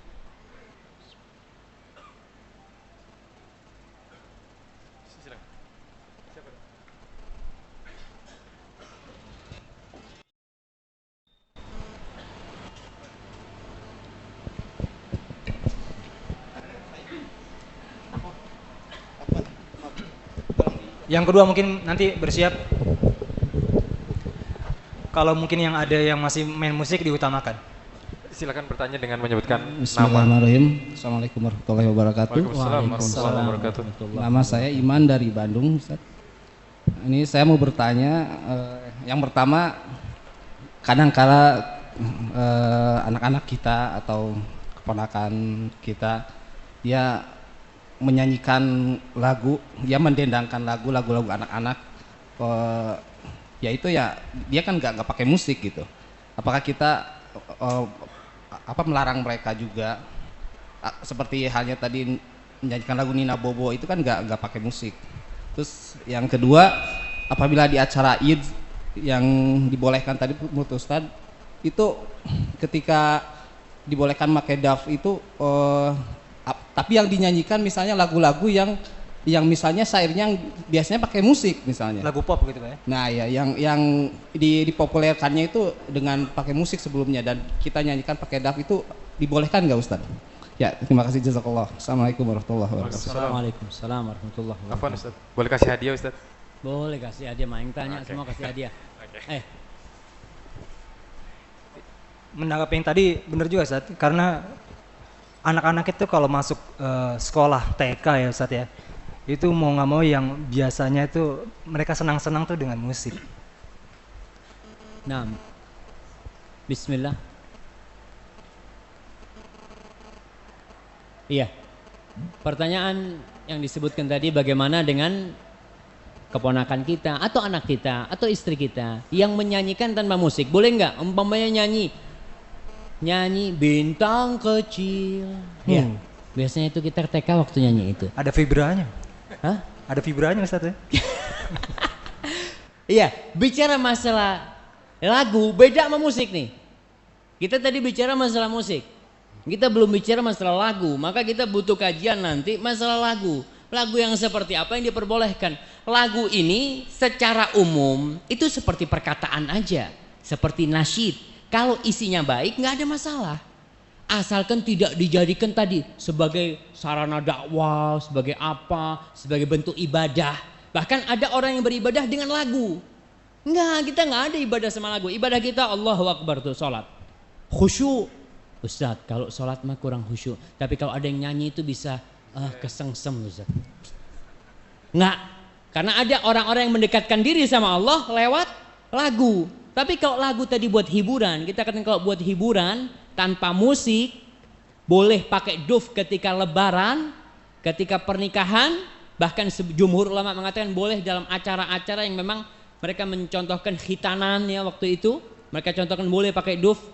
Itu syairnya asalkan baik, nggak masalah, tidak bertentangan syairnya itu. Tapi kalau syairnya ini yang dikatakan semua yang melalaikan, semua yang membangkitkan birahi kita, itu mau pakai musik, nggak mau pakai musik, itu semuanya haram. Tapi kalau yang tadi yang lagu-lagu dinyanyikan oleh orang tua, Nina Bobo tuh anak udah lupa tuh gimana tuh? Antum masih ingat? Nina Bobo itu anaknya siapa? Sudah bangun sekarang Ustaz. Kenapa? Ninanya sudah bangun. Ninanya udah bangun. Udah SMA. Iya, jadi seperti itu. Tadi dilihat kalau memang syairnya itu nggak masalah. Kemudian yang kedua, bagaimana umpamanya yang tadi itu udah pernah dilakukan pakai musik Ustaz? Ya, kita bisa merubah tuh, boleh nggak pakai musik. Apabila syairnya memang tidak ada unsur kesyirikan, tidak ada unsur maksiat. Ketika Idul Fitri sama Idul Adha dan pernikahan pakai duf ya, pakai duf aja, nggak ada kerincing-kerincingnya. Seperti itu, wallahu a'lam bishawab. Tapi kan sekarang cenderung lagu-lagu itu justru lagu-lagu yang mendayu-dayu, membuat perasaan itu tetap boleh Ustaz. Allahu Akbar. Mendayu-dayu ini anak ingat sama perkataan ulama Ibnu Abbas dan para ulama, al-ghina ruqyatuz zina. Lagu-lagu itu mantra-mantra ke zina. Mungkin kalau ana lihat ya, yang banget gitu ya. Kan lagu ini macam-macam. Para jamaah kalau antum tanya masalah musik rock, musik dangdut, apa itu kalau ditanyakan kepada Ibnu Hazm, insya Allah jangan tanya sama Ibnu Hazm, tanya kepada yang mengikuti Ibnu Hazm, mereka berpendapat itu haram. Karena melalaikan, mereka punya semua yang melalaikan itu haram. Dan kita lihat yang musik rock itu apa pas waktu sholat, jamaah, ana mau adzan dulu. Itu sudah hilang. Maka anak katakan lagi, kalau ditanyakan kepada ulama yang menghalalkan musik pun tentang musik-musik yang yang sudah benar-benar melalaikan. Tidak ada orang yang mengatakan tidak melalaikan. Bahkan dulu saya punya paman cerita tuh, orang-orang lagi ada yang manggung tentang miras, penyanyi tentang miras. Gimana tuh, Ana lupa juga. Itu kata dia, kita yang hadir minum sambil joget, padahal yang dinyanyikan tentang miras itu sambil joget minum. Na'udzubillah. Itu bukan jalan untuk dakwah, memang bukan jalan untuk dakwah. Jadi kayaknya butuh kajian khusus untuk masalah lagu nanti. Gimana lagu itu yang boleh, dan bagaimana kapan waktunya kita boleh memakai duf, dan bagaimana syair-syairnya, apa saja atau siapa yang boleh memainkan itu perlu mungkin kajian khusus lagi. Wallahu a'lam Itu bishawab. syair yang tadi Nina Bobo itu ada unsur bohong kayaknya Ustaz ya. Kalau tidak bobo digigit nyamuk. Itu kan kayaknya nakut-nakutin. Kok nggak bobo digigit Kalau nyamuk. nggak bobo digigit nyamuk. Bobo aja digigit nyamuk kadang-kadang kan. Nggak ada kelambu ya Ustaz ya. Baik, pertanyaan kedua silakan Ikhwan. Mungkin yang masih bermusik ini sangat utama ya. Karena mungkin ada sobat-sobat yang mereka praktisi. Sebentar. Antum nampaknya rebel nih. Mana mic-nya? Kirim aja langsung, antum nggak usah jalan. Mic-nya di ini aja Di di assist, estafet. dikirim Iya, aja estafet. Iya, estafet. Biar cepet tuh.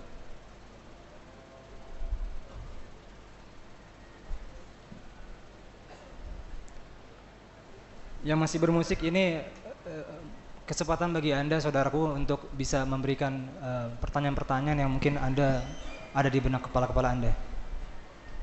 Silakan Mas. Ya, silakan. Nama dan dari mana? Assalamualaikum. Silakan berdiri. Nama saya Aryo. Jadi gini Ustaz, dulu saya kenal sunnah itu dari musik awalnya. Jadi saya dulu punya misi gini, saya pengen ngedakwahin teman-teman saya yang jauh dari agama, malah bukan sekedar jauh dari sunnah. Jadi Ana mikir gimana caranya gue bisa ngedakwahin mereka tanpa perlu ngedatangin mereka. Karena ngedawahin orang-orang teman-teman kita yang ahli maksiat itu susah, Tat. Kayak ngedatengin singa. Jadi kalau misalnya kita dekat nih, kita dawain, jangan gini. Kita malah diterkam, malah jadi, wah ngapain sih lu ngedawain gue, udah kayak ustadz aja gitu. Terus, Ana punya ide gimana caranya Ana bikin musik yang ada unsur nasihatnya, Ustaz. Seperti itu. Nah, itu bagaimana Ustaz? Kalau misalkan kita emang benar-benar harus ngindarin musik itu, apa solusinya buat ngedawahin teman-teman yang jauh dari agama gitu, Ustaz? Nah, Masya Allah. Barakallahu fikum. Ya, pertanyaan yang sangat bagus sekali. Memang kita ini kadang-kadang kesulitan untuk mendakwain tuh teman-teman yang minum.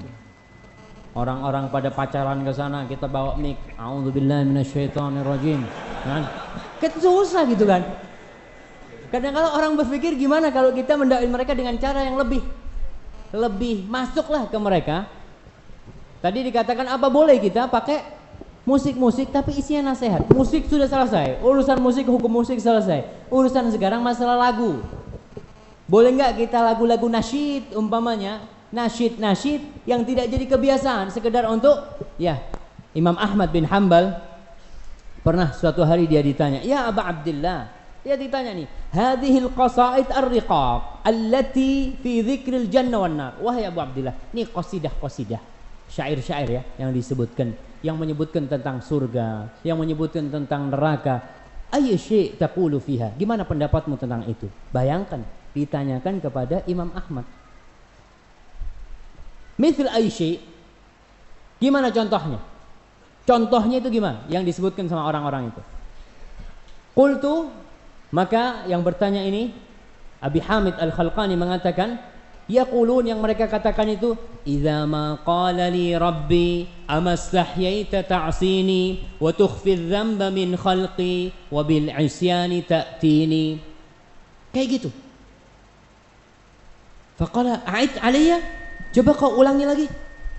Idza ma qala li rabbi amastahyaita ta'sini wa tukhfi adh-dhanba min khalqi wa bil isyani ta'tini.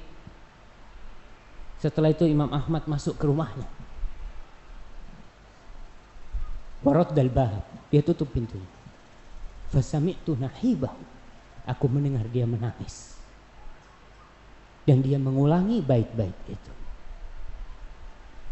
Baik, ini artinya idza ma qala li rabbi, ketika Rabbku berkata kepadaku kelak, amastahita ta'sin, kau enggak malu berbuat maksiat sama aku? Kau tidak malu berbuat dosa di depanku, dan kau sembunyikan dosa-dosamu dari orang banyak. Dari ciptaanku kau sembunyikan dosa-dosamu, dan kau menghadapku dengan dosa-dosa itu, dan kau datang dengan dosa kepadaku. Imam Ahmad nangis baca itu. Ketika kita baca syair-syair seperti itu, diperbolehkan. Syekh Albani pun dalam kitabnya membolehkan hal itu.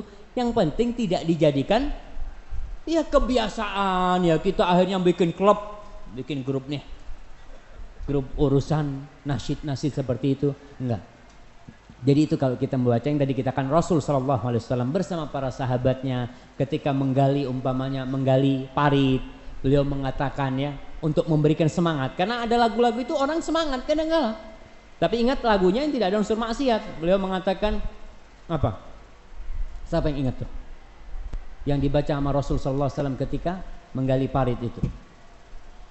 Waghfir lil ansari Allahumma la aisha illa aishul akhirah faghfir lil ansari wal muhajirah. Ya Allah, tidak ada hidup kecuali hidup akhirat, ampuni orang muhajirin dan orang-orang ansor nih. Sambil menggali mereka itu. Kalau dulu di tentara, mungkin sekarang masih ada, biasanya mereka lari di depan pondok itu, kita dengar tuh lari 1.000, 1.000, 2.000, yang seperti itu, yang tidak mengandung unsur musik dan tidak melalaikan, nggak ada masalah, nggak ada masalah. Wallahu a'lam bishawab. Tapi sekali lagi masalah lagu itu perlu dikasih kajian khusus insyaallah. Wallahu a'lam bishawab. Baik, sebelum membacakan pertanyaan dari akhwat, satu pertanyaan antum. Berdiri, ya. Ya.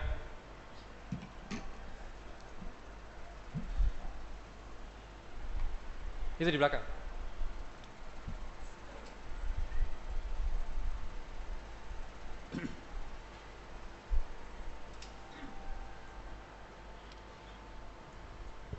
Assalamualaikum warahmatullahi wabarakatuh. Waalaikumsalam. Saya mau tanya, kalau musik atau lagu dalam konteks budaya Ustadz, kayak reggae sendiri kan, reggae itu punya Jamaika ya, Jamaika gimbal misalkan, tapi ada orang yang gimbal misalkan syar'i gitu, gimana Pak Ustadz? Bisa mau ngaji tapi gimbal gitu, dirapihin rambutnya gitu, jadi dia membawa budaya gitu di dalam, mungkin musiknya udah nggak dimainin sama dia, udah nggak benarkan, tapi dia masih ikut budayanya musik itu gitu. Nah, iya, oke. Masya Allah. Assalamualaikum warahmatullahi wabarakatuh. Jadi rambutnya masih apa? Gimbal. Gimbal itu bukan yang dimakan. Gimbal jagung, gimbal Itu timbel, apa? Ustaz. Hadiah. Kalau tadi yang disampaikan masalah gaya ya, orang sudah alhamdulillah Ustaz, anak udah nggak musik mah, tapi gaya masih gaya pemusik tuh. Gimana? Gimana ya? Rasul Shallallahu Alaihi Wasallam mengatakan, Ustadz ini kadang-kadang harus mikir gimana gitu. Man tashabbaha biqaumin fahuwa minhum.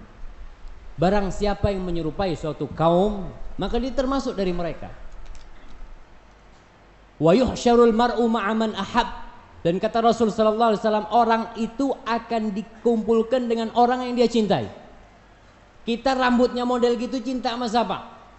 Kita niru siapa? Niru penghuni surga, ahlan wa sahlan, insyaallah masuk surga.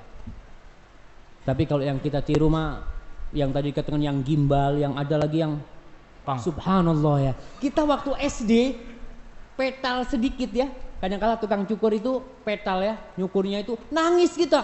Wah ini kok jelek banget gitu kan. Sekarang dipetalin. Kita lihat orang-orang, wah ini sudah terbalik dunianya. Udah terbalik dunia. Bagaimana kita niru gaya, niru siapa aja. Dan pada hakikatnya kita meniru itu karena rasa cinta. Anak ingat ada seorang yang ditanya waktu itu di Bandung tuh. Dia orang pakai jenggot mah, yang lainnya pada nggak pakai jenggot. Ente kenapa pakai jenggot tuh? Kata dia ngomong, ana dulu itu cinta sama seorang bintang film. Di barat itu siapa dia ngomong fandom, apa? Fandom? Nggak tahu lah, pemain laga lah. Dia cerita karena ana seneng sama orang itu, bajunya yang dipakai ana beli. Ngelihat di film, oh pakai baju gini mah, ana beli. Rambutnya, cukurannya, ada kuncirnya belakang, ana pakai rambut ana, kata dia. Sepatunya, gaya jalannya, badannya pun ana ingin badannya seperti dia. Tapi ketika ana tahu sama Rasulullah sallallahu alaihi wasallam, ana lebih cinta sama beliau. Maka ana pakai jenggot nih karena Nabi ana pakai jenggot, kata dia. Seperti itu tadi.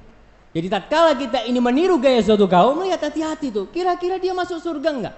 Ana jangan-jangan kalau ikut dia masuk surga ahlan wa sahlan. Tapi kalau kiranya jalannya sudah enggak benar, maka tolonglah gaya rambut, gaya berpakaian, gaya dandanan, na'udzubillah ya. Sampai anak-anak kecil, anaknya ustadz kadang-kala kita susah didiknya. Dia kepingin rambutnya gini juga. Anak ngomong, nggak boleh, bah, bagus bah. Allahu Akbar, Allahu Akbar.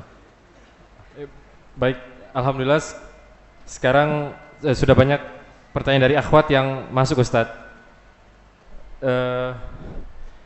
Salah satunya ini bagus pertanyaan Ustadz. Assalamualaikum warahmatullahi wabarakatuh. Ustadz, kenapa Allah memberikan saya suara bagus sementara di dalam Islam musik itu diharamkan? Nah, Masya Allah, Masya Allah. Kenapa Allah ngasih saya suara bagus? Suaranya bagus Ustadz, tapi musik diharamkan. Iya. Emangnya lidah ini buat musik-musik doang gitu kan? Banyak kerjaannya lidah itu. Jadi bukan hanya untuk duduk pegang mic nih. Kalau suaranya ini akhwat. Kalau akhwat nih suaranya bagus, gimana Ustaz? Mau diapain nih? Suara bagus, zikir, baca Quran. Rasul sallallahu alaihi wasallam mengatakan zayyinul Quran bi aswatikum. Hiasilah Al-Quran itu dengan suara kalian. Allah itu suka mendengarkan orang-orang yang yataghanna bil Quran, yang dia itu melagukan Al-Quran. Ini bukan lagu-lagu gitu ya, maksudnya membaca dengan tartil, dengan indah. Sebagian sahabat ada yang bacaannya indah sampai malaikat turun mendengarkan suara dia. Jadi suara indah itu disyukurin untuk apa? Untuk nyanyi? Enggak, masih banyak yang lainnya. Dan itu ujian dari Allah subhanahu wa ta'ala. Bagaimana kita menggunakan lidah. Alam naj'al lahu ainain wa lisanan wa syaftain. Allah sudah jadikan lidah dan bibir buat kita, maka kita harus mensyukurinya dengan menggerakkannya di dalam keridhaan Allah jalla jalaluhu. Wallahu a'lam bishawab. Nah, Ustaz. Lalu ada pertanyaan dari akhwat. Bagaimana Ustaz hukumnya apabila pekerjaan suami kita itu sebagai pemain musik? Bagaimana kita harus menasihatinya seperti apa? Hartanya, hartanya ketika ya, ketika penghasilannya itu dihasilkan dari bermusik Ustaz.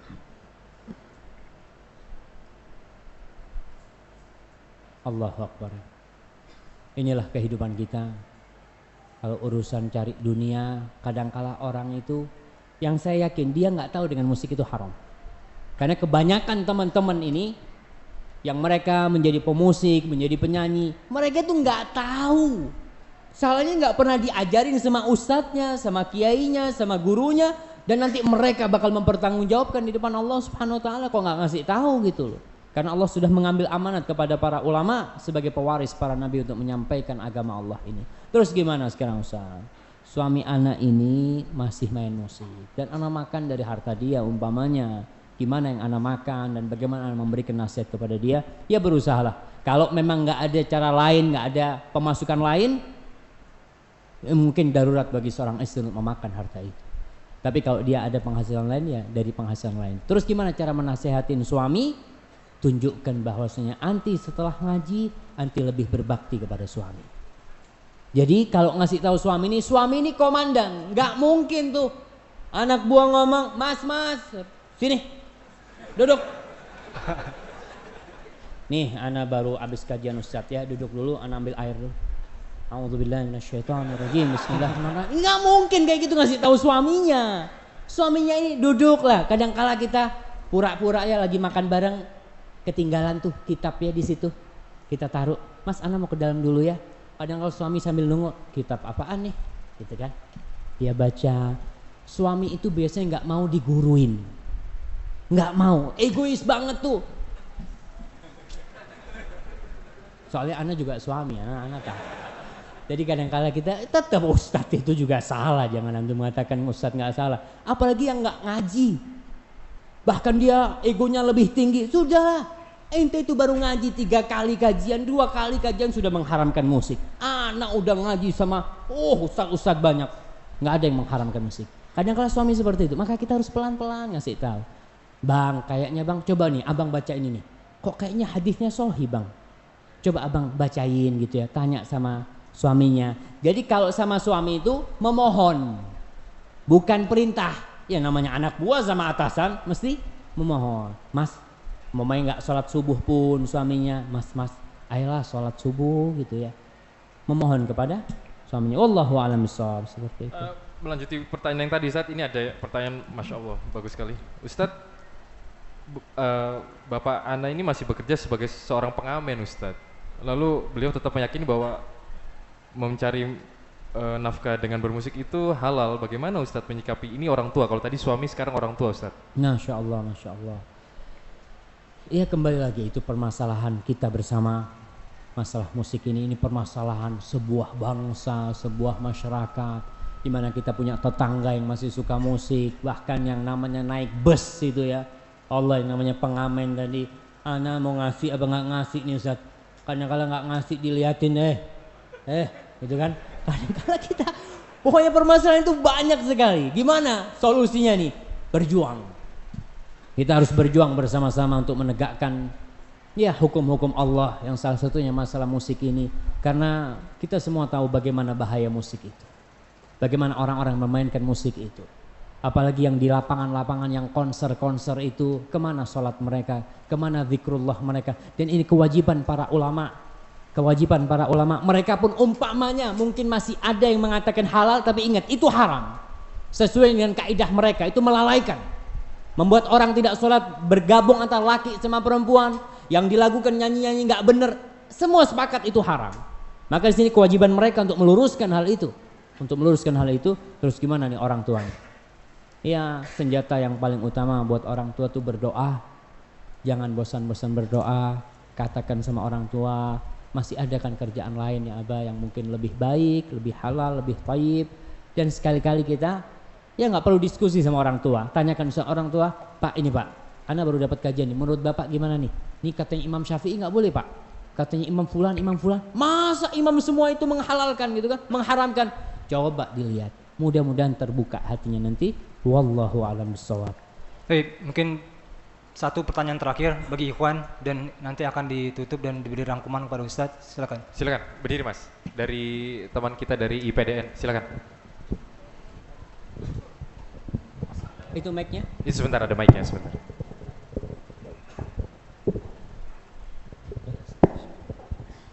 Bismillahirrahmanirrahim.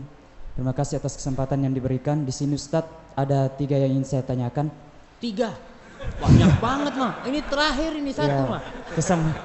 Ya, saya tidak mau menyanyiakan kesempatan ini Ustadz. Yang pertama, sebenarnya selama ini sebelum saya ikut kajian-kajian sunnah ini, saya juga masih sering mendengarkan musik, dan itu saya lakukan sebelum tidur misalnya dan segala macam. Nah, tapi setelah saya tahu bahwa musik itu haram, apalagi yang selama ini saya dengarkan ya cenderung musik India dan kawan-kawan, saya mulai berusaha untuk merubah menjadi mendengarkan murattal sebelum tidur. Nah, di sini ada kontradiksi lagi Ustadz. Katanya kalau musik juga kalau mendengarkan murattal ini sebagaimana di surah Al-Anfal ayat 2, innamal mu'minuna allazina idza dzukirallahu dan seterusnya Ustadz. Itu kan kalau kita mendengarkan Al-Quran berarti hati kita harus gemetar katanya, orang mukmin dan termasuk orang mukmin, bukan justru menikmati murattal itu untuk tidur. Nah, ini yang ingin saya tanyakan, gimana pandangan Ustadz terhadap mendengarkan murattal sebagai pengantar tidur atau sementara belajar menikmati musik-musik ayat Al-Quran atau murattal. Selanjutnya yang kedua Ustadz, mengenai kemurnian Islam atau kita merujuk ke Arab Saudi, sebagaimana di Arab Saudi adalah sebagaimana kita ketahui Wahabi. Nah, di sini ada yang kontradiksi juga Ustadz.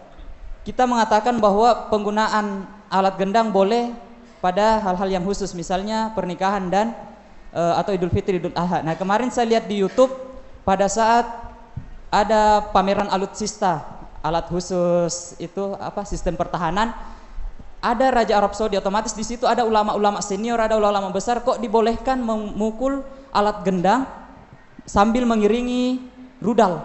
Saya lihat di YouTube, Ustaz. Nah, itu hukumnya gimana? Padahal di situ ada ulama-ulama senior yang mengerti akan hadis-hadis sahih, Ustaz. Nah, selanjutnya yang terakhir, Ustaz, kami kan di pendidikan ini kadang musik itu bagian dari kehidupan kami. Dalam artian setiap apel, setiap apa pasti kita akan menyanyikan lagu kebangsaan. Nah, yang saya tanyakan, bagaimana hukum menyanyikan lagu kebangsaan, Ustaz? Padahal itu untuk menaikkan semangat kebangsaan kita. Nah. Ya, terima kasih. Wassalamualaikum warahmatullahi wabarakatuh. Waalaikumsalam warahmatullahi wabarakatuh. Kasih hadiah dulu. Kasih. Ustaz. 5, Van. 5, Van. Tapi pertanyaannya banyak banget, no. Apa? Iya. Ya. Yang pertama.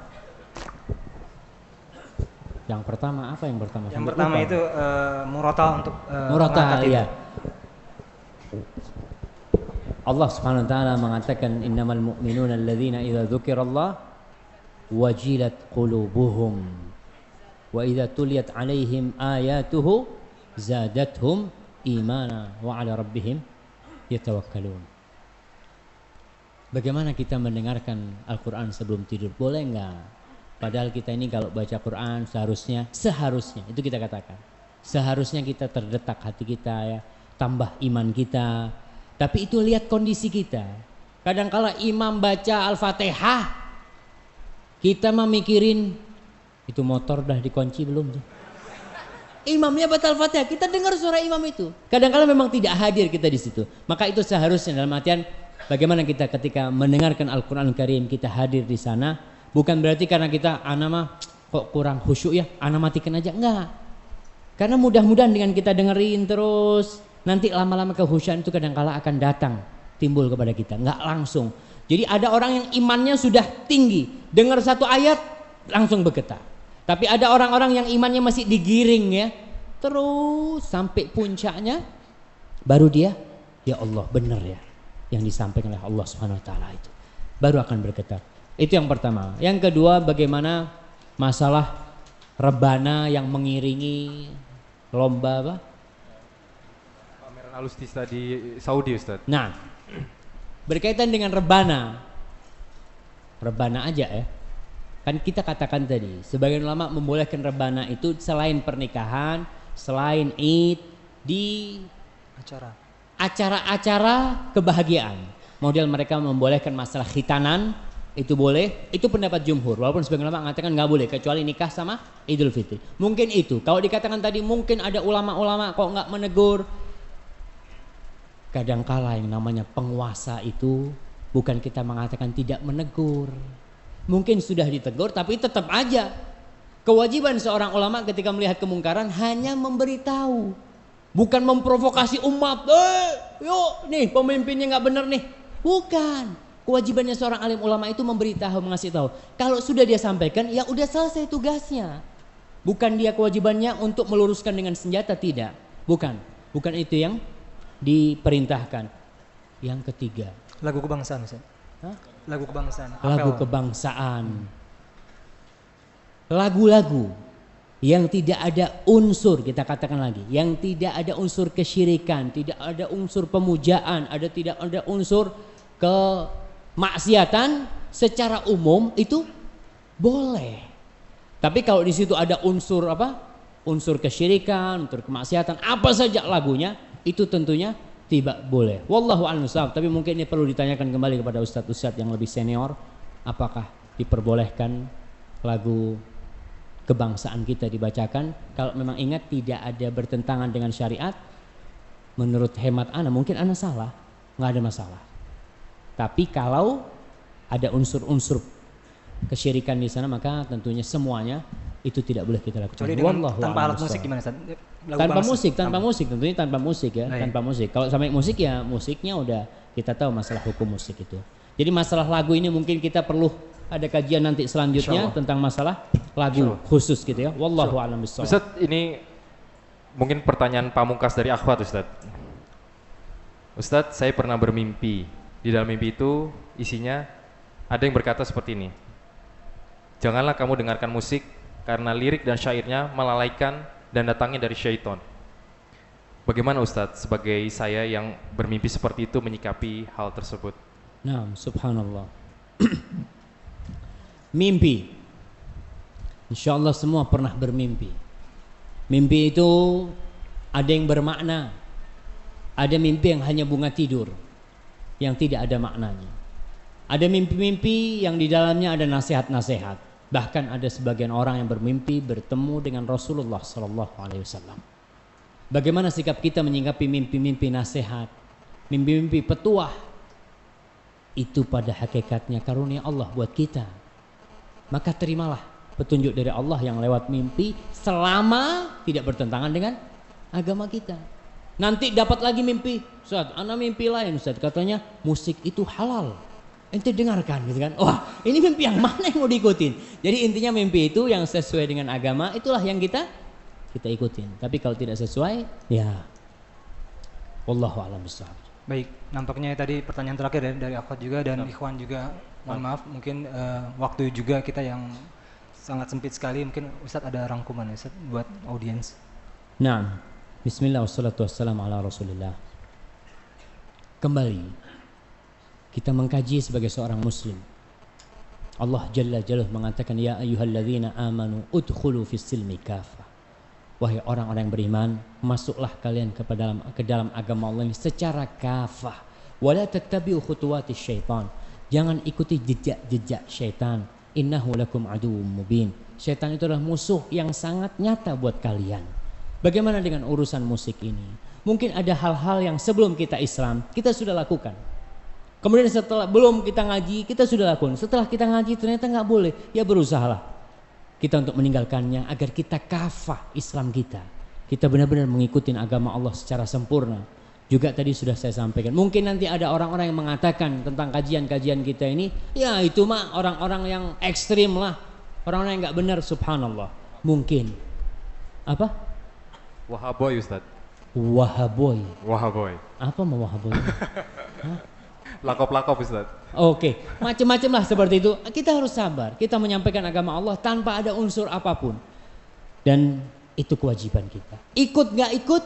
Ya, kita doakan semoga dia mendapatkan hidayah dari Allah Subhanahu wa taala dan tetap kita harus santun. Tadi kita bacakan tentang perkataan ulama masalah menghancurkan alat-alat musik. Ingat, menghancurkan alat-alat musik itu adalah tugas Hay'ah Amar Ma'ruf Nahi Munkar. Kalau kita punya mungkin di negara-negara Islam itu adalah polisi yang ditugaskan untuk mencegah kemungkaran-kemungkaran itu. Mereka lah yang bertugas. Jadi jangan antum keluar dari sini masuk rumahnya tetangganya. Enggak lah ya. Ke toko musik Ustaz ya. Gimana? Ke toko musik ngancur-hancurin gitu ya. Enggak. Tetap ud'u ila sabili rabbika bil hikmati wal mau'izatil hasanah wajadilhum billati hiya ahsan. Ajaklah mereka kepada jalan Allah dengan hikmah, dengan nasihat-nasihat yang baik dan dengan dialog yang dengan cara lebih baik pula. Semoga Allah memberikan hidayah kepada mereka. Dan yang kita sampaikan itu adalah pendapat ulama-ulama besar. Itu bukan pendapat ana, bukan pendapat teman-teman, bukan pendapat ustadz-ustadz. Itu pendapat Imam Syafi'i, pendapat Imam Malik. Imam Malik dia pernah ditanya, Imam Malik itu di kampungmu orang-orang pada main musik. Dipikirnya Imam Malik membolehkan musik. Apa kata Imam Malik? Innama yaf'aluhul fusaq minna. Yang berbuat itu orang-orang fasik. Di kampung kita ada memang. Tapi yang berbuat itu siapa? Orang-orang nggak benar. Bukan itu pendapat Imam Malik, pendapat Imam Ahmad, Imam Abu Hanifah, kemudian kita lihat Imam Bukhari, Ibnu Hibban, Al-Ismaili, Imam Nawawi, Ibn Salah, kemudian Ibnu Hajar Al-Asqalani, terus itu yang bisa ana sampaikan. Kalau ana yang ana sampaikan benar itu dari Allah Jalla Jalaluhu. Kalau salah dan kurang berkenan itu dari diri ana, Allah dan Rasulnya terbebaskan dari kesalahan itu. Wassallallahu ala nabiyina Muhammad wa ala alihi wasallam.